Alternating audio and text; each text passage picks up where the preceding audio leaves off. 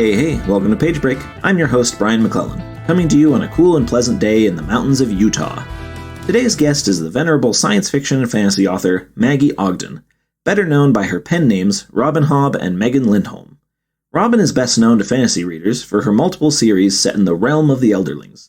These include, but are not limited to, the Farseer Trilogy and the Liveship Traders Trilogy.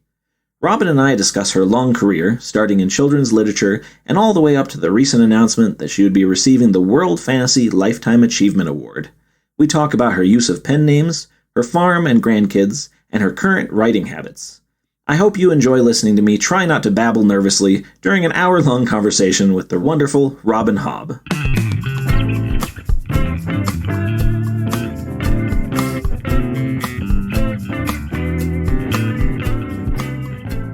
That was before headset mics on the internet and Zoom and all those things. Oh, it was way before the internet and email and everything. Do you think that all of that, advancing technology has changed the way you look at writing at all?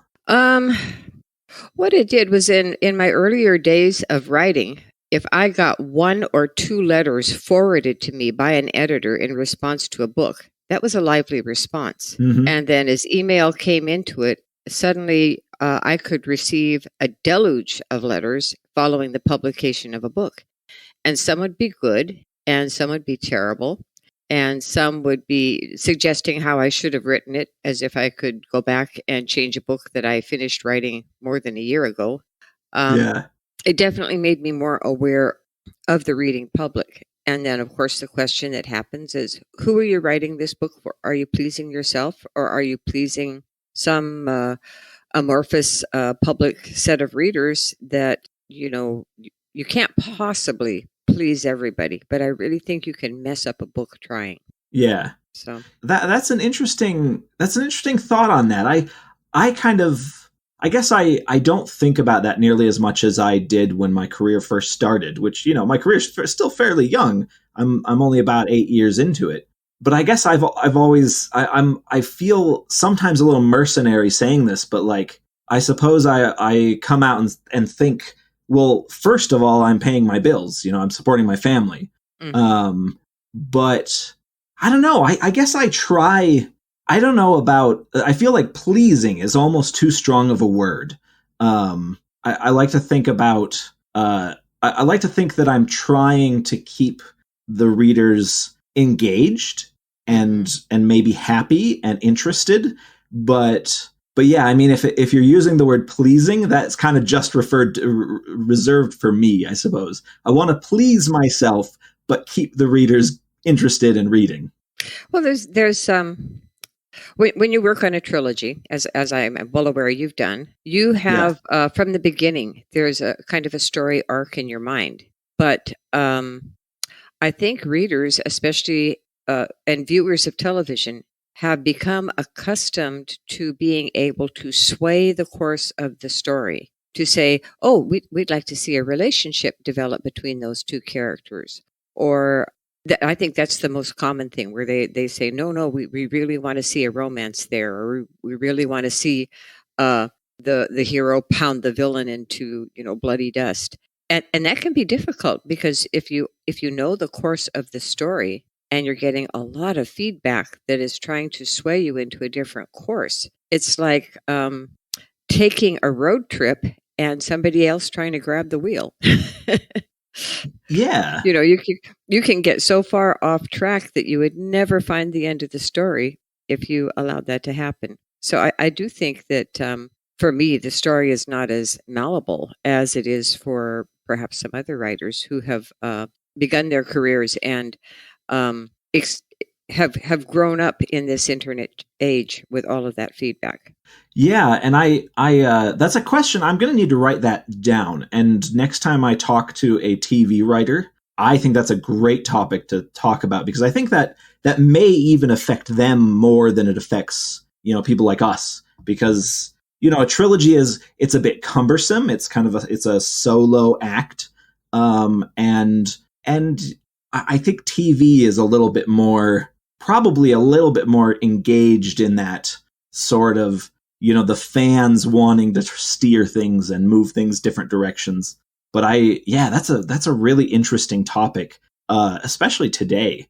With social media and all that stuff, it's instantaneous. I can watch an episode of Loki and then I can tweet about it while I'm watching it. While you're watching it, yes. Yeah, and if I know who the writers are on it, I could tweet at them directly. And that's kind of crazy. That's mean. Years ago, I went to a Worldcon in Japan, and I talked to several young ladies who were writers of manga. And what they told me just stood my hair on end, which was, oh yes, maybe you have a contract to write 7 volumes, but then the editor may come to you and say, people are not enjoying this, wrap it up in 2 volumes. Or, and they said this was worse for one of them, the editor may come to you and say, people are really enjoying this.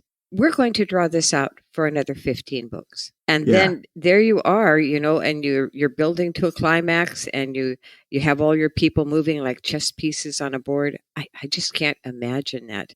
If somebody said, no, you can't write the ending of the story. You have to throw a monkey wrench in the works so the story goes on for another 10 volumes. That would be just terrifying to me. Yeah, me too. Like, I think that maybe editorial meddling might be a little too strong of a word, but that kind of creative control being outside the hands of the writer, that freaks me out a little bit. I've talked to a few people for this podcast already who do intellectual property writing, and it blows my mind that they can be in the middle of a book and have their editor come back and say, you know what, this one thing wasn't working, so I want you to scrap it and start over and have the new draft to me in 8 weeks. Oh my goodness. That just blows my mind.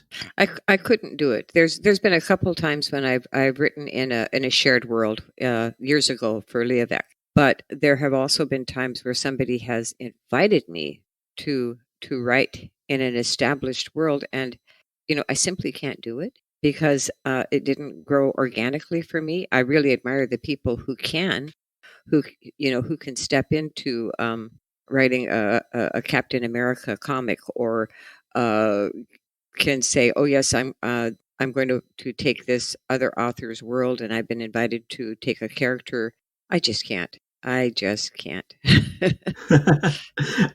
don't think I could either. I mean, maybe that would change someday. Maybe, if I need to find other work, or if it's something I'm a huge fan of, maybe. But I feel like at this point in my career, I look at that sort of thing and go, it's a very particular skill set that I just don't have, or I haven't developed at all. The flip side of it too is that there are so many I've got a story, a lineup of stories that I have been meaning to write all during COVID. And if I stepped sideways and went off to write in somebody else's world, some of those stories are just never going to get written. Yeah. And you feel a loyalty to your own world and your own characters, and saying, well, nobody else can write this story. But some of the big franchises, you have a nice stable of people who can step in and do a wonderful job on those stories. I want to write my own stuff. Yeah, it's almost like going to a family party versus being invited to a party with a bunch of people that maybe they're glamorous, but you don't know any of them. One of them's very comfortable, and one of them maybe there's great opportunities there, but also you feel kind of shy and you don't really know how to behave, and many hazards. Yeah, you don't know what's gonna go over well and what won't, and all that sort of stuff. I had meant to ask you when we first started talking, do you prefer, speaking in kind of like a more casual setting, do you prefer Megan, Robin, or Margaret? Over the years, what I hear most often now is grandma, and before that it was mom. And going up through high school, it was Maggie or it was Fang, which was my high school nickname.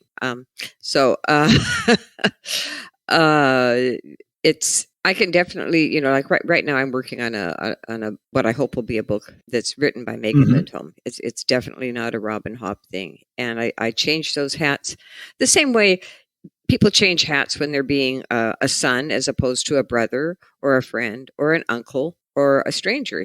We all wear those multitudes of hats all the time. So it's pretty much like that. Oh, that's funny. I kind of when I first started, my agent came to me and said, "Well, what else do you have, in the back of your head? You've got a big epic fantasy. We've got a 3-book contract for you. Is there anything else that you are working on that I should know about?" And so I discussed a few ideas that I had been kind of bouncing around in my head. And she asked, if you do this other thing, which, like an urban fantasy, do you want to do a pseudonym? And I kind of wonder if the pseudonym has gone maybe out of style. I don't know. It's a weird place because pseudonyms seem like they used to be a very big thing. People writing under names that weren't their own. And to me, at least at kind of my generation, I kind of think anybody could find out who I am, the real me, at any moment just by Googling. Why would I bother with a pseudonym? And I imagine that was very different when you were first writing. Oh, if you look back at the history of our genre, especially the magazines, writers using pseudonyms had nothing to do with it was all about this magazine has 4 stories by the same author. Let's use 4 pseudonyms. And some of the pseudonyms actually belonged to the magazine and were swapped around. And it makes tracking the true author of a story very difficult now because that pseudonym may have been used by 2 or 3 different authors. And the other use for pseudonyms is for people who write in several genres. I wouldn't, if I wrote a Robin Hobb Western or romance or, a historical novel, and my reader who loves my fantasy novels picks it up and goes halfway through it and, gets into it 3 chapters and says, well, where's the magic? This is not what I wanted. So it's kind of like, what kind of cereal do you like? Are you going to buy Raisin Bran or Frosted Flakes? And if you're expecting Frosted Flakes and Raisin Bran comes out of the box, it's not fun. So for me, choosing a pseudonym, choosing Robin Hobb was a lot of fun, but it was also because I was taking a big sideways step in the genre. My agent at the time, it said, you're writing all over the genre. There's swords and sorceries. There's blood and thunder, thud and blunder. There is historical fantasy, and there's fantasy that has romance in it, and fantasy that is more like the old men's adventure fantasy.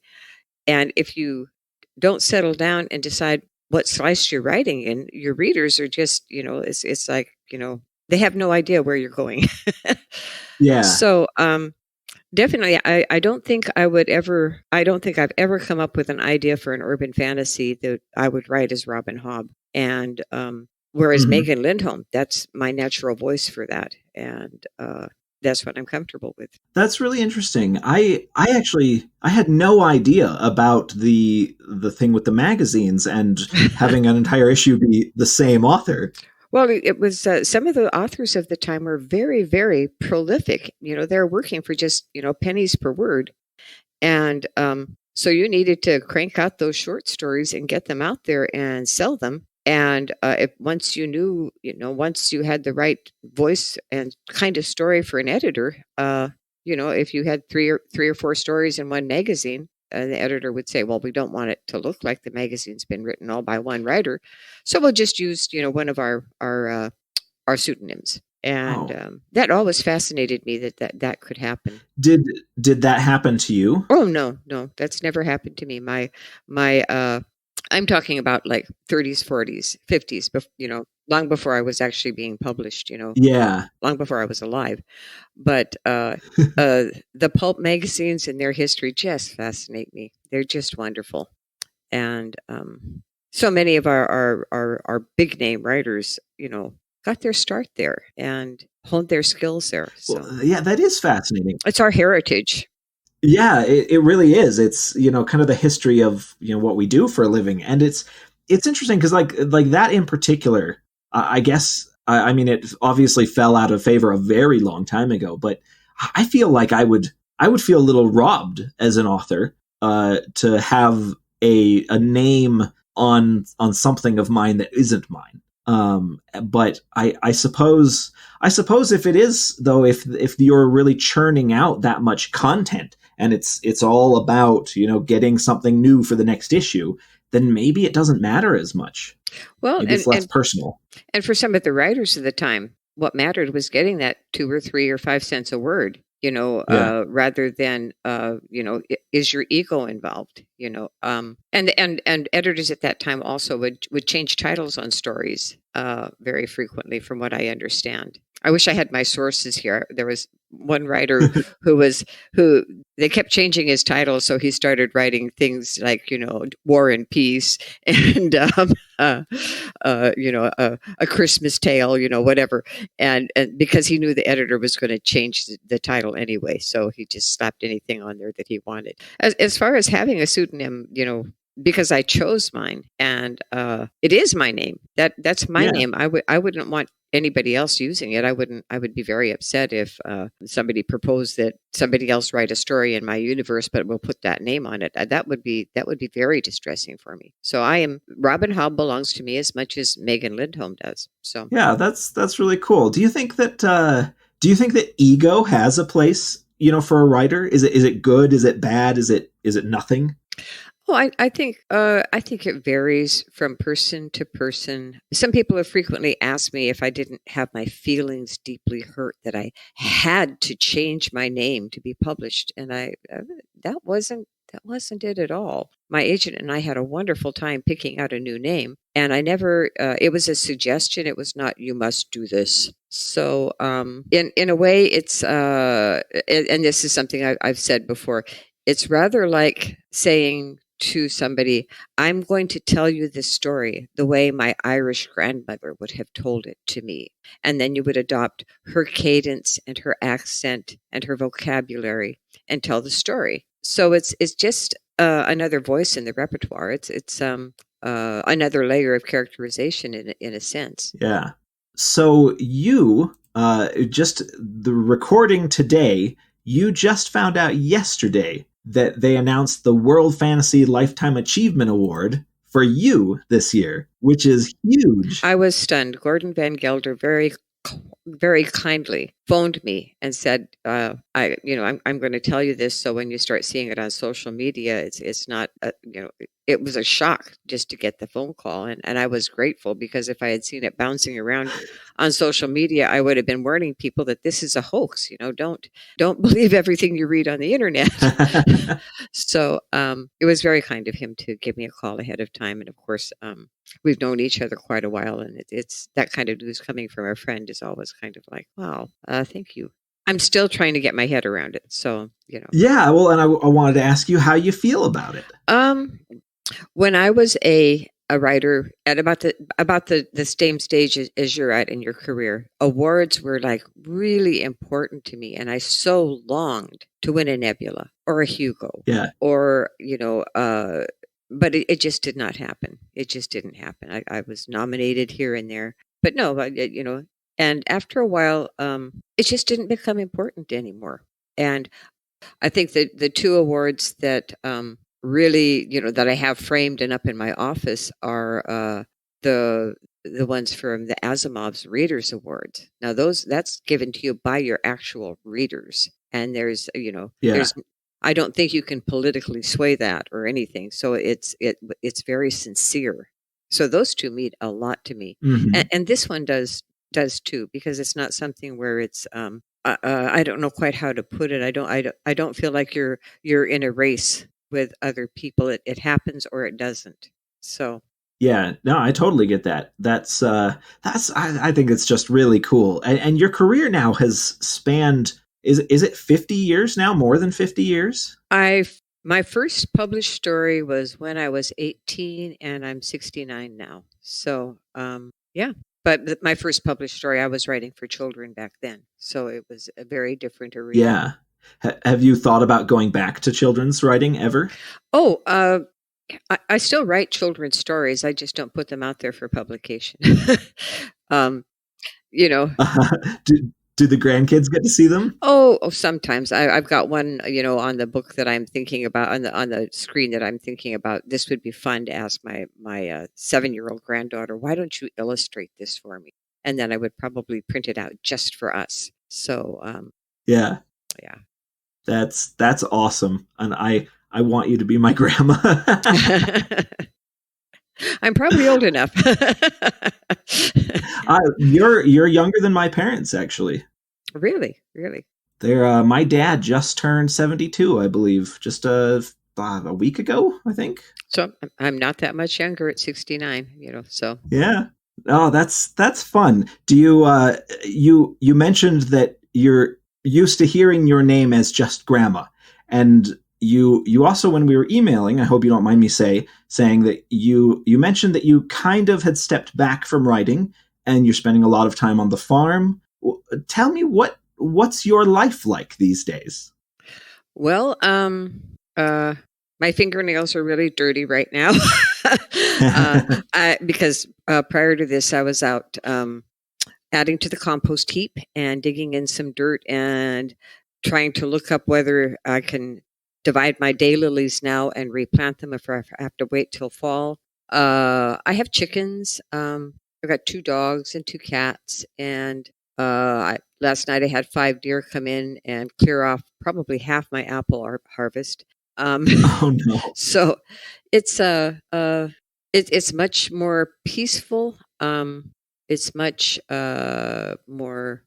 If I'm writing something now, it's again, it's something that I really want to write. It's not because I don't have a contract right now. I stepped back and said, I just don't want to sign another contract right away after Assassin's Fate. And so I've gone several years now without a contract. And as a result, I've started all kinds of projects, and they're all in various and sundry half-finished stages because there isn't an editor or anybody saying, well, what about this? Didn't you say that was going to be done 2 months ago? So it's more laid back. Quite frankly, I the quarantine, staying home, not going out so much, that was fine with me. I don't. I know some people really need the day-to-day contact with people, and I just don't. I just don't. So, did you still get to see your family a bit during quarantine? Yes, I did. We were all very, very careful because some of my grandchildren are very young, and right now I'm immunized, and I think cat's fully immunized and all of that. But when you've got grandchildren who can't be fully immunized, and I'm aware that even though I am immunized, I could still pick up that variant and have very few symptoms. And then I could pass it on to my grandchildren who are not and cannot be immunized at this point. So we're still masking, we're still hand sanitizing, we're still washing our hands a lot. We're still no hugging, no shaking hands. I went into a university bookstore a couple days back to sign some stock for Dwayne, and I still go in masked. I still don't hug Dwayne or shake hands with him. It's the 6-foot distance, and it will be. A lot of years ago, way before COVID, I got really tired of having con crud every time I came home from a convention, because you come home and you have it, and then you spread it to your family, and it circulates around for weeks, if not months. Mm-hmm. So I started had a little thing of hand sanitizer clipped to my bag, and after I did a signing session, I would sanitize my hands, and before I ate or drank anything, I would sanitize my hands, and lo and behold, I didn't get con crud anymore. And so I started that habit a long, long time ago. And with all the masking, I have not had a flu or a cold since we started doing this. So I will probably, in terms of airplanes, buses, trains, crowded malls, I will probably continue to mask for the rest of my life because I don't like being sick. That seems pretty smart to me. I think I only really started taking con crud seriously around maybe 2019. and my wife was getting really annoyed because I kept saying, well, I want to do more conventions. I'm getting invited to more of them. It's really fun. I like it. And she kept saying, yeah, but you get sick every single time. And that's when I started doing the same thing with just making sure that I always had a little hand sanitizer with me, and being a little bit more conscious about touching my face and stuff like that. And that's kind of, it's a weird thing because, for writers, we're very, I guess, secluded people, except suddenly, a few times a year, we're thrown into a convention where there's anywhere from 2,000 to, 200,000 people. And that's a good way to get sick all the time. Well, it is. And for me, that shifting of gears has always been a challenge. I'm not left to myself. I'm not a very social person. So when suddenly there's a schedule and you got to get up and you've got to eat breakfast in a hotel, and then you've got to get there and there's a panel at 11 and a short break and try to find something to eat in a convention center, and then there's another panel at 1 and there's one at 2, so you have to really jog from this one to that one through a crowd. I come home exhausted from those, and I don't want to talk to anybody for 2 weeks afterwards. So it's I didn't go to a convention till I was probably in my 30s because I was part of it. I was up in Alaska and writing, and there wasn't an opportunity. And then the challenge of going to a convention when there's no babysitter and you have small children, you have this retinue with you all the time of people that have to eat something and go to the bathroom and can't go into the bar. And so it was a different convention experience for me when I first started going to like MossCon and NorwestCon and RustyCons, the little cons around. At that time, NorwestCon was a small convention, and you got to talk to people and sit down.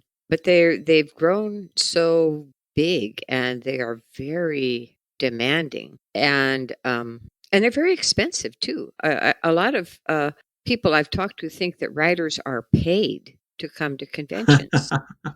And the fact is that a lot of the big conventions like Emerald City, maybe you're an attending professional, they still want you to pay a reduced price for a badge. And then, of course, a cup of coffee or a bag of chips in between is, you're going to stand in a long line and it's going to be expensive. But it's an expense that writers have to take into account when they're balancing it against, is this really going to benefit my career to the point that I can buy a plane ticket and buy a hotel and buy a membership and pay hotel prices for food? It's an equation, and it's a tough one especially for younger and newer writers who are trying to break out, and they want to get to the conventions and meet the editors and meet the other writers and maybe get an agent if they don't have an agent. But it's expensive. It is. Yeah. And it's demanding. It really is. And it's an interesting kind of thing to judge because for some of us, like the conventions that's our social life for the year. Yes. I know in a lot of ways it is for me, where, that's when I go see my, professional colleagues and friends and actually get to have some FaceTime with people. And so there's that little bit of judgment in there of, do I want to spend $2,000 on this weekend? Because it's it's an expensive plane ticket, and oh gosh, the hotels are already mostly sold out, and all of that stuff. I did make I made a rule for myself a few years ago that I was not going to go to conventions anymore if they didn't give me a free badge. And it seems like almost a petty line to draw. No, but it's it not. Seems like, but it's really not, because if they're not giving you at least paying for you to just go into the convention and set aside the hotel and the flight and the food, but then they clearly don't care about you being there that much. Well, the whole thing is too that if all the writers stopped going to conventions, what would happen? I mean, right now, of course, the so-called comic cons. Wow, there is the emphasis now is on the the TV and movie stars who are acting out the wonderful stories based on what were once comics or were once novels. Yeah. And that's the big draw, I think, for a lot of people who are going to go and pay $35 for an autograph or a photo. And it's a great opportunity. I'm not putting it down. I'm not saying that I don't like conventions. I'm just saying that if you are a writer who's breaking in, you need to choose, and not have any illusions about what it's going to do for your career. The best part about conventions for me are meeting other writers and getting a chance to sit down and have a cup of coffee and face to face with an editor that the rest of the year is just email.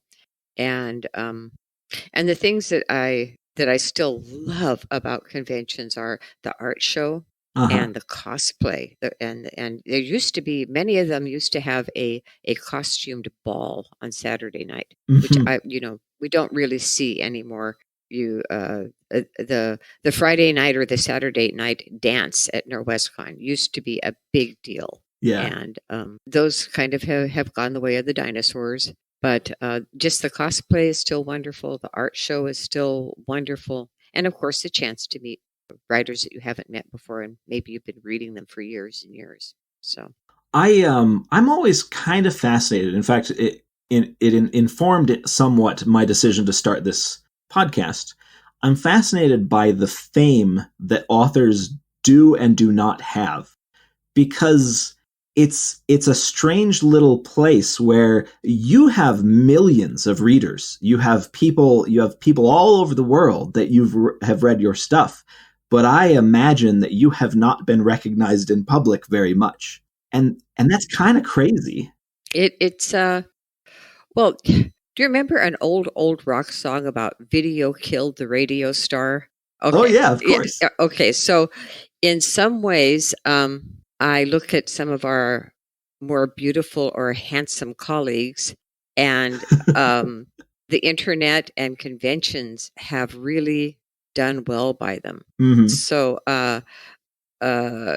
there is always that, but then there is the person who is shy or awkward or does not present well in public for any number of reasons, but maybe still a wonderful writer. So it's pushing writers out into the public spotlight. I would prefer not. I'm glad that people don't. I'm glad that people don't recognize me on the street or in the supermarket. I am sure that there are people like Neil Gaiman or George Martin who can't really go out and have a quiet, peaceful stroll through the park without people recognizing them. And I don't know. That's it. It all depends on how social you are, I guess. I think some people would be delighted, but for me, to have a stranger come up and greet me by name at a convention, I expect that. But not if I'm out walking the dog or going to the vet or something. So yeah, there's a certain headspace that I kind of occupy when I'm being Brian McClellan, the author. Mm-hmm. And so, yeah, like if I'm at a convention and somebody that I don't know calls my name, it doesn't bother me at all. That's what I'm there for. But it is weird being in a private place or a private headspace, even, like you said, walking the dog. I've only had 2 instances. One of them was I was on, and I didn't really mind this one. In fact, it kind of delighted me. Although if I had been in a bad mood or something, it probably wouldn't have. I was on a call with my medical insurance, and the person helped me, and they were really nice, and I got through with it really quickly. And at the very end, they kind of stammered and they said, "I'm really sorry, this is really unprofessional, but are you Brian McClellan, the fantasy author?" And I was in a really good mood because it had gone easily, and so I was very delighted by that. And like the idea of someone recognizing my name in not at a convention was very cool. Mm-hmm. But yeah, like you said though, that there's just a place. If I had been in a different place mentally, I probably would have been super annoyed by that. Mm-hmm. And I wonder how because there's some people that are mega famous, some movie stars that are very shy in real life. And how do you deal with that? Greta Garbo, yes. I want to be alone. Yeah. Yeah. How do you deal with being just recognizable? Like I remember seeing when Game of Thrones was really huge. I remember seeing George R. R. Martin on Conan O'Brien and thinking, "Holy crap! A fantasy author is on Conan O'Brien." Isn't that That's amazing. That is amazing. Yeah, I often wish that when they print out your badge for a con, that there would be one that says "not in service," where you could flip it over and walk through the room, and people would not stop you and say, "Oh, would you just really quickly sign this for me?" But Yeah. But for the most part, I feel like the bargain is if you go to a convention, then you're committed, and it's time to be social and talk to people and have a good time at it. You know, I don't want to sound like I am annoyed when I'm at a con and somebody asked me to sign a book or something. There are extreme cases. I've heard of people sliding books under bathroom stall doors, and that seems Ooh. to me like no, just no. That has Wait never 5 minutes. that has never happened to me. It's maybe it's an urban myth that only writers know. But no, I think if you're at a convention, you should give yourself to the moment and have a very good time. But Yeah. if you're, trying to go to the kindergarten school play or something, that is not a time that you want people to come up and say, "Oh, are you so and so?" Yeah.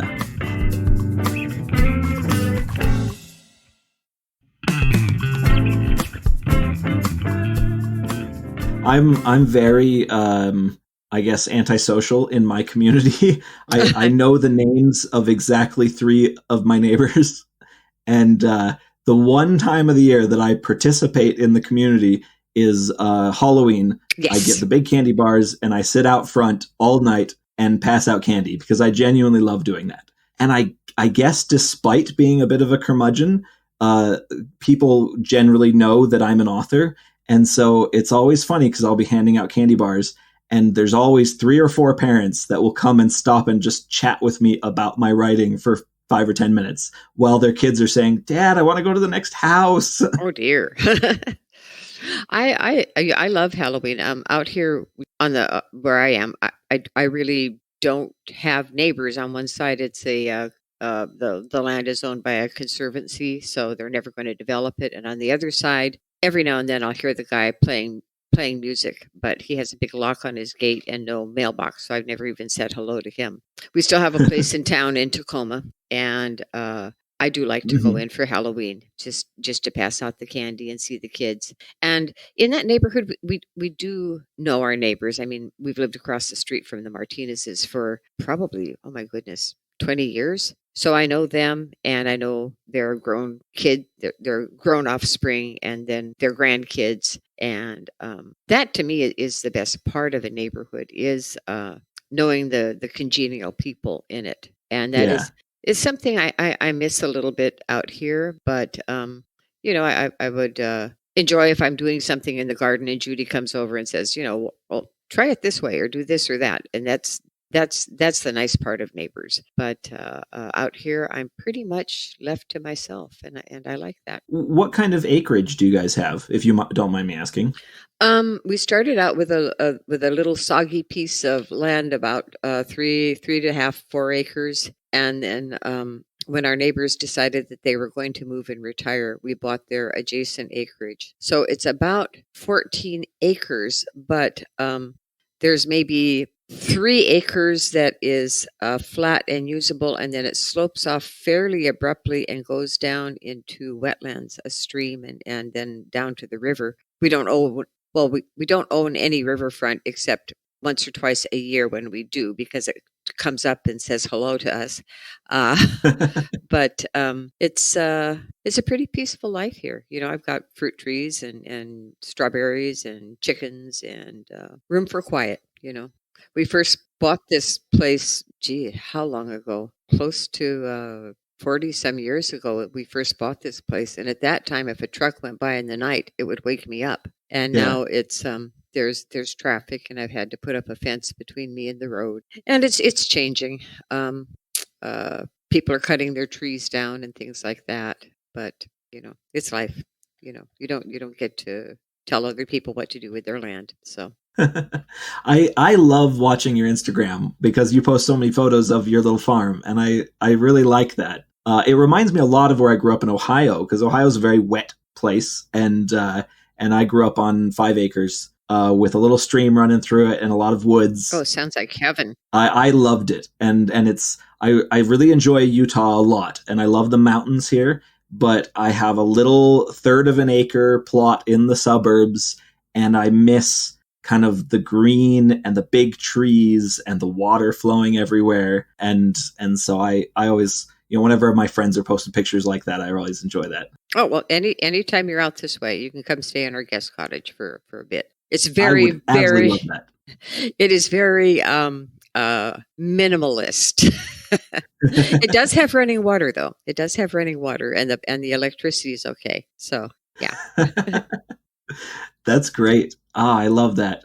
The little farm you've mentioned before that you get kind of trash coming up in the wetlands. Is that an old dump? I would say that people have been living and doing things on this land for probably about 100 years. And so when we purchased the additional acreage, there was a lot of people had literally, dumped things down the cliff. We cleaned up a lot of it. We brought in a big dumpster and we filled, and a big dumpster, not the one you see behind the grocery store, the signs you see at a construction site. And we filled that up 2 or possibly 3 times just with, a couch out in the bushes. And the funny part is stuff keeps pushing to the surface. So just this summer, I've had 2 places where asphalt roof tiles, piles of those have been like a pimple, like it's erupting to the surface. And I'm going, okay, I'm going to have to clean that up. And because the land just kind of rejects it. And then down this cliffside, there's somebody had literally, when we first moved here and my daughter knew the neighbor kids, there was an old truck that was kind of parked halfway on the cliff, and somehow over the years, it is now pieces scattered down the cliff, and it's rusting away. So I'm thinking the rust will take that away. It will oxidize and go back into dirt. But the washing machine somebody shoved down there.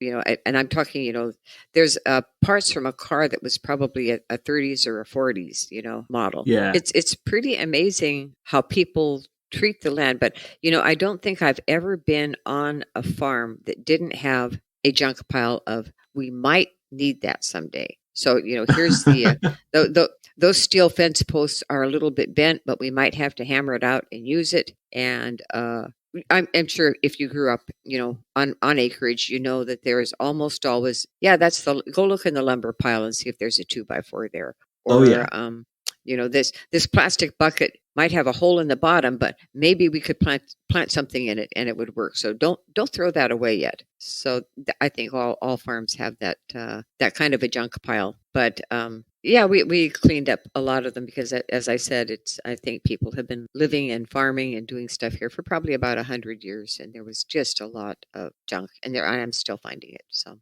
it's how it is. Do you find that the kind of maybe the ecosystem of where you live informs the settings of the worlds that you create? Because personally, I feel like, especially my first series, the Powder Mage books, it to me, there's mountains in them, but in my brain, everywhere else it's green and lush. It's Ohio to me. And I always wonder if other authors do the same thing.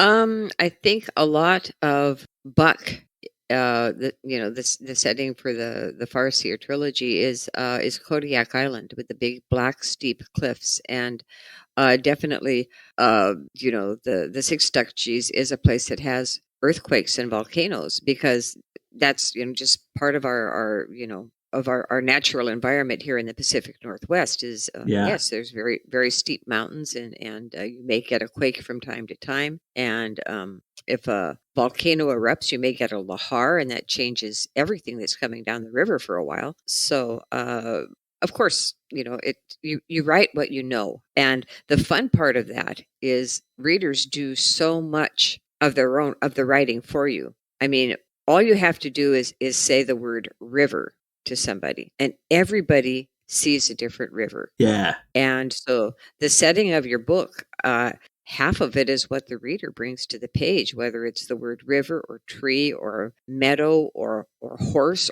or dog. It's all of those nouns have really basic connections for people. And readers do a tremendous amount of the writing work in a book. Everybody reads a different story. Yeah, that's something I think maybe I don't consider enough in my own writing, because I always have very particular things that I'm envisioning, and I don't know if I kind of give enough credit to the reader and what they might or might not get from what I've put on the page. Is that something you think about, or do you just kind of let that go when you turn the book in? Oh, I love it when the readers do all that work for me. I mean, I've been reading your first Powder Mage, and I'm a very slow reader these days. So they're heading up a mountain, and I see Old Woman Mountain on Kodiak. Now I don't know what mountain you were writing, but that's the mountain I see. And there's so I even if you tell me that this particular kind of stone, chances are I'm going to overlay it with my own experience. So it's it's a shared experience, and everybody does read a different book. No matter, if I tell you it's a white cat, it's a white long-haired cat, it's a white long-haired cat with blue eyes, you're still seeing a different cat than the one that I'm seeing. And no matter how many details I layer onto that, you're still going to have a different cat than the one that I try to see in my mind. Consider cover art. Yeah. So especially with cover art, you have to make room for other people's creativity and other people's vision. So I always love the reviews that I'll sometimes see a back-to-back review where one person will say character X was my favorite character ever. I've never read a character that spoke to me so closely. This is amazing. And then literally the next review will say, oh, I hated character X. They ruined the whole book for me. I couldn't keep reading.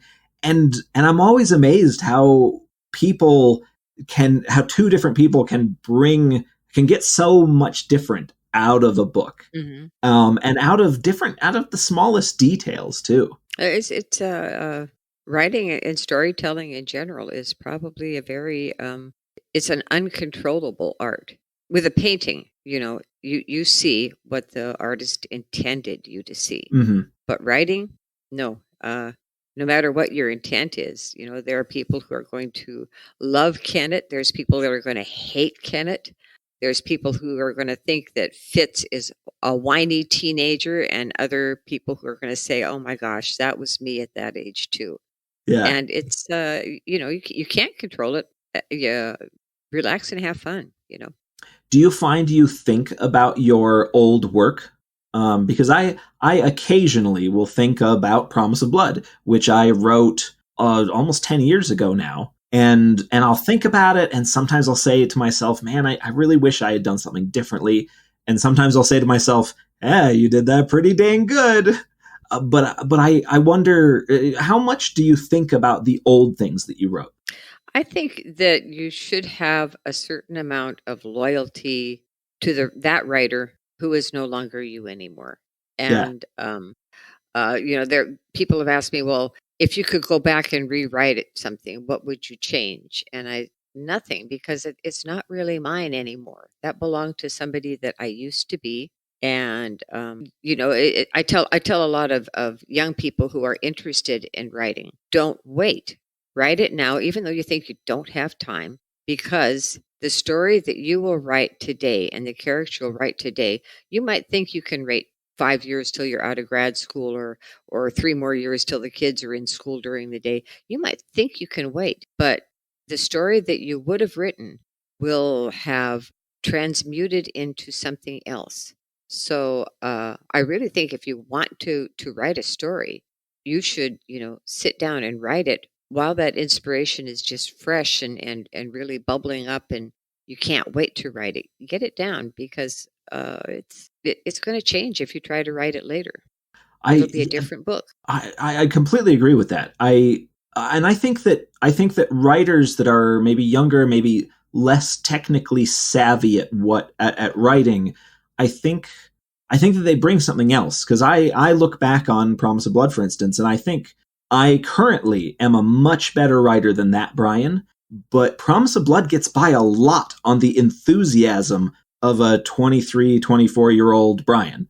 And I don't have that anymore. I've got more of the, well, I'm running a business, I'm feeding my family, I'm actually quite good at this. Yeah.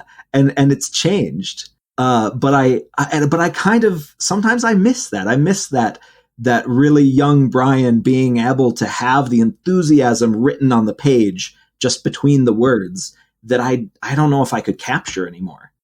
When I was writing as Megan Lindholm, there was Stephen Brust and I became friends in the course of the Liavek anthology. And out of the blue one day, he sent me some pages, and this was pre-internet, this is pre-email, saying, this kind of sounds like a story you might want to help me write. And I'm going, oh gosh, I don't have time. I've got a deadline, and I'm reading this, and I'm going like, well, there's no, well, wait a minute. This, what if I write? And we ended up sending chapters back and forth until the book had written itself with no outline. And it just came to a natural ending, and it was a wonderful experience. And at the time, I had started to feel a little bit bogged down in the writing, and suddenly that experience woke it up all again, and it was fun again. And I think that it's a good thing to do every now and then, is to step outside and say, this is something, I'm just going to write this for me, for fun, because we didn't have a contract or an editor, and eventually we did manage to sell the book. But I think you need to rediscover that sometimes, that you can get too firmly in the harness. And writing, as I said, it's the big pressure is to write what the readers would like to see you write, and maybe that's not where your heart is right now. So, and I think there's something to be said about, if the writer is not having fun, the reader can tell. Not necessarily, they might not be able to tell technically, but they can get the sense that the writer is not in this, and that they're not enjoying it. And if they're not enjoying it, then the reader's probably not going to enjoy it. Well, I think about Arthur Conan Doyle, who was dragged back to writing Sherlock Holmes several times, and he did a very good job. I don't see that in the later stories so much, but it makes me a little bit sad. And I've read some of Doyle's other writing, The White Company and things like that, and thought, this was a man who could have written so many different things, but they were kind of keeping him in a box with Sherlock Holmes, and I love Sherlock Holmes. But at the same time, the writer part of me says, I wonder what else he would have written if that had not been, that's what we want from you, And I think it was, I have a terrible memory, so I might be remembering this wrong, but I think it was somebody like Spielberg who said that Star Wars ruined George Lucas, because George Lucas was a genuinely fantastic filmmaker that then went on to only do Star Wars, because Star Wars became immense. And that was all anybody wanted from him. And even though he was a billionaire, that's all that anybody wanted to get out of him. And that kind of makes me sad. Well, it does. And people, if you are writing a series that people like, it is really, really hard to shift gears and write something else, because sometimes the readers simply will refuse to follow you. I was writing a lot of the stuff that's based in the Six Duchies, and then I stepped sideways and I wrote the Soldier Son trilogy. And I think sometimes the readers actually get a little bit angry at you because you're not delivering the next serving of what they were hoping for. This is not, it's not the same world, it's not the same characters. I think the most extreme thing of that was I got a letter a long time ago from somebody who was very upset because, okay, let me make sure. Tad Williams wrote Tail Chaser's song, right? I think that's right. I hope that's right. But they said that that he really needed to write more books, and this person had outlined the next book that she thought would be in that story, and was going to send me the outline, and said, like, if you're a pretty good writer, if you write this and then we send it to him, he'll see that this is what the next story should be. And I was absolutely horrified. But she obviously really wanted to stay in that world and with those characters. And I can sympathize with that. But wow. Yeah. But, I think if there's a story that you've loved by a writer, you should have enough faith to step into a different story by the same writer. And Frank Herbert wrote Dune, which I love, but he also wrote The White Plague, which, was also just as amazing to me, but it's not nearly as well known. Mark Twain, we know him for Tom Sawyer and Huckleberry Finn, but do people actually look at all of the other stuff he wrote that is just wonderful and amazing? I think if you love a writer's work, you should trust them enough to follow them into the next story, even if it's in a different world. That's my feeling anyway.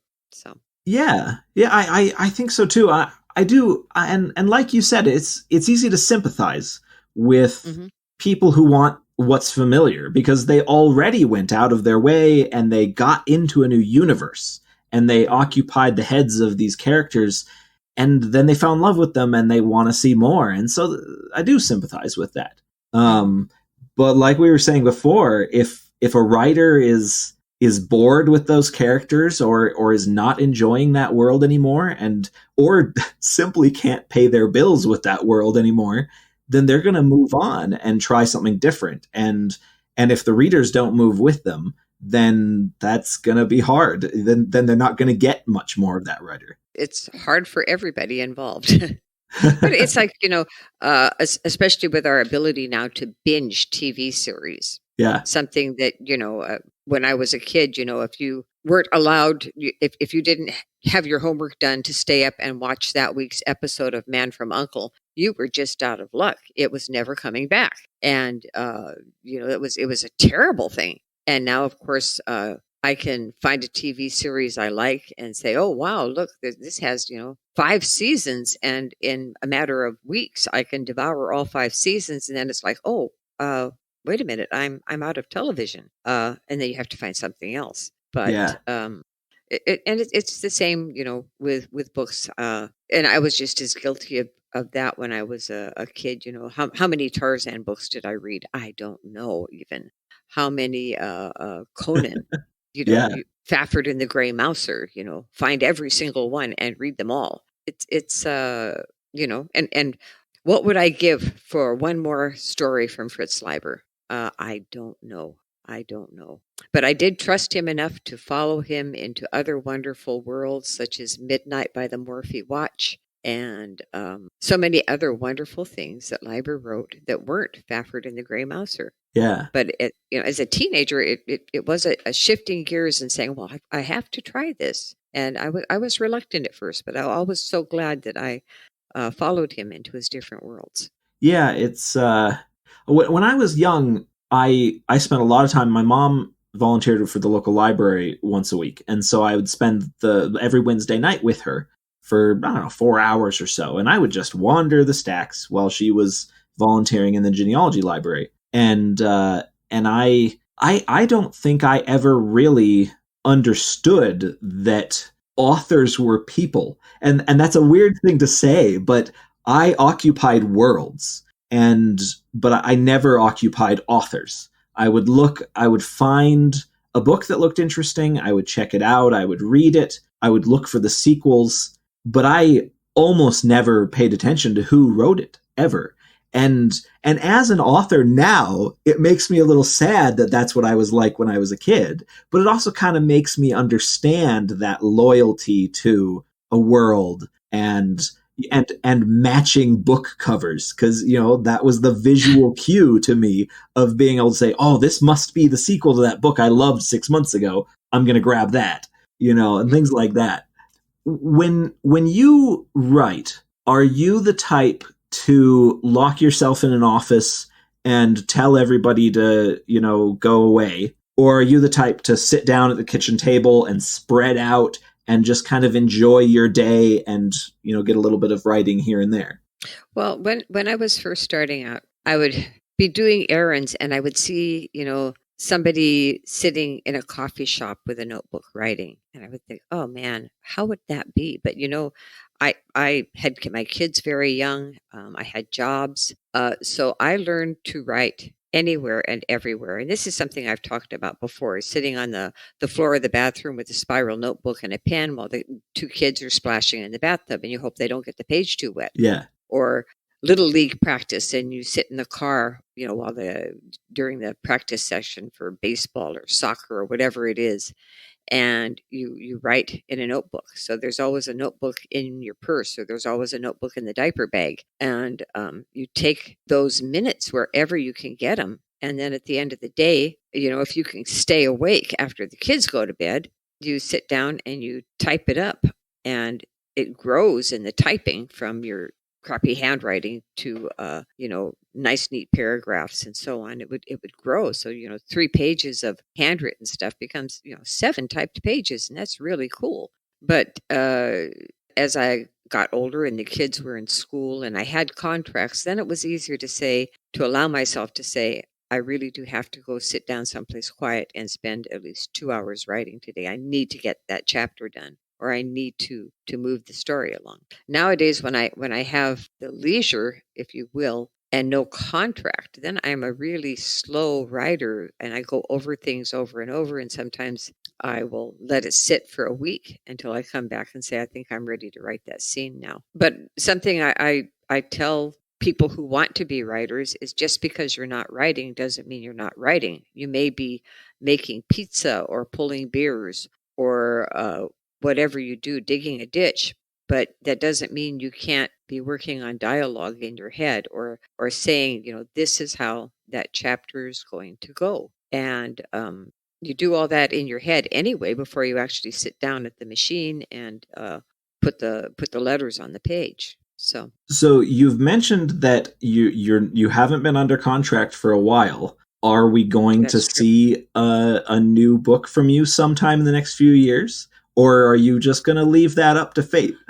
I was looking at what I've been working on. I've got 74,000 words, which is a fairly big commitment to this story. And part of it is knowing how the story ends. I'm not a person who likes to outline. Mm-hmm. I will get 5 or 6 chapters into a book just following the characters and seeing what's happening. And why I did not start writing even younger was that I never wanted to make a commitment to the end. There'd be so many possible endings to a story that I didn't want to write any of them. Yeah. And eventually I figured out that what happens is you write one of the endings and you wait a couple of days and say, did I like that? And if not, you're the king. You can just say, no, that didn't really happen.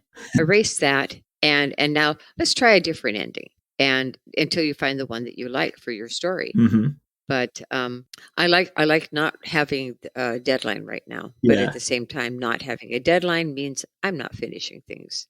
So if I make a commitment and send this in to an editor and they say, here is a contract and now you have a deadline, mm-hmm. I know I'll sit down and finish it and send it off. But at the same time, it's something I'm writing for myself. It's Megan Lindholm. It's not Robin Hobb. It's not Farseer. It's not Fitz. It's different stuff. So we'll see if an editor even wants it.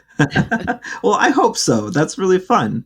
So I've kept you a very long time, but I like to end these by asking everybody, what's the last meal that blew your mind? What's the last thing that you ate that you still think about? I hate cooking and I resent taking the time to eat food.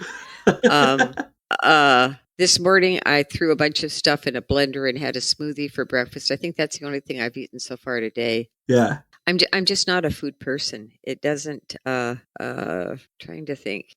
I like a good steak. I like pizza. But I'm not focused on food at all. Yeah. You could ask me about the last garden that I walked through that I really, really liked, or something like that, that's more my sensory thing than food is. Gosh, the last meal. Okay, let's see. There is a Chinese restaurant in kind of on the outskirts of Tacoma that closed down for COVID. It has reopened under a new name, which is Forbidden City. And while we were still doing takeout, my husband and I picked up a meal there. And what really impressed me about it was they gave me the bag. And when I came home and I looked in the bag, number one, the takeout boxes were the cornstarch-based ones, so they were completely biodegradable. And the second thing was that the boxes had been very precisely been put in the bag. It was a presentation of takeout food such as I had never seen before. Because usually you'll go to a restaurant, and if it's a little bit upscale, the food will be presented in a very nice way. Well, this was a lovely presentation of takeout food, so that when I opened the little boxes, the food was still arranged very, very nicely. So that was probably the most memorable meal that I've had in the last year or so, was this takeout of Chinese food from Forbidden City, where obviously somebody in the kitchen really cared and had packed these little takeout boxes so nicely. So that would be it, I guess.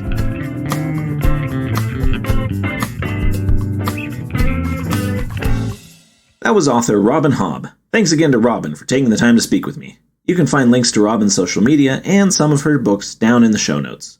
You can find me, as always, at brianmcclellan.com. Special thanks to James Sutter for music and Tom Bishop for production. If you'd like to support the podcast, head on over to patreon.com/pagebreak or buy my books in ebook, paperback, or audio. Don't forget to like and subscribe.